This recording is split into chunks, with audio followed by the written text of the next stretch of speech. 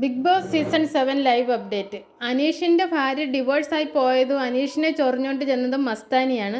അപ്പോൾ അനീഷിനെ വെല്ലുവിളിച്ചു, എൻ്റെ പേഴ്സണൽ കാര്യങ്ങൾ പറയാൻ നിനക്കൊക്കെ ചുണയുണ്ടെങ്കിൽ 5 പേരും ഓരോന്നോരോന്നായിട്ട് പറയാനെന്ന്. അപ്പോഴേക്കും ജിഷിൻ വന്നിട്ട്, നിൻ്റെ ഭാര്യ അങ്ങനെ ഇട്ടിട്ട് പോയത് നിൻ്റെ സ്വഭാവത്തിൻ്റെയാണ്, നിന്നെ എന്നെക്കൊണ്ട് പറയിപ്പിക്കരുത് അങ്ങനെ ഇങ്ങനെയെന്ന് പറഞ്ഞ് ജിഷിൻ തുടങ്ങി. അപ്പോഴേക്കും ലക്ഷ്മി കയറി പറയുന്നു, പേഴ്സണൽ കാര്യങ്ങൾ ഇവിടെ പറയണ്ട എന്ന് പറയുന്നു.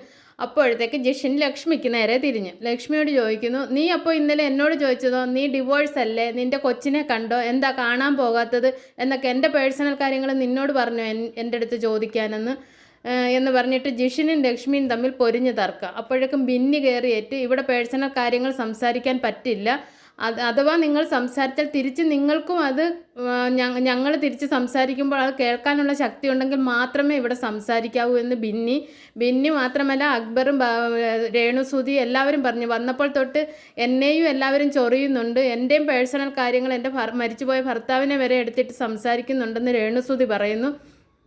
അനുമോൾ അപ്പോൾ ജിഷിനോട് പറയുന്നു, ചേട്ടൻ്റെ ഇഷ്ടമാണ് ഒരു പേഴ്സണൽ കാര്യം പറയണോ പറയണ്ട എന്നത്, ചേട്ടൻ ഇവർക്കൊക്കെ സ്പേസ് കൊടുക്കാൻ വേണ്ടിയിട്ട് എന്തിനു പോയി സംസാരിക്കാൻ പോകുന്നു അവരുടെ അടുക്കലേക്ക്, ചേട്ടൻ്റെ ഇഷ്ടമാണ് പേഴ്സണൽ കാര്യങ്ങൾ പറയണോ വേണ്ടയോ എന്നത്, ചേട്ടൻ ഇഷ്ടമുണ്ടെങ്കിൽ പറയാമെന്ന് അനുമോൾ പറയുന്നു.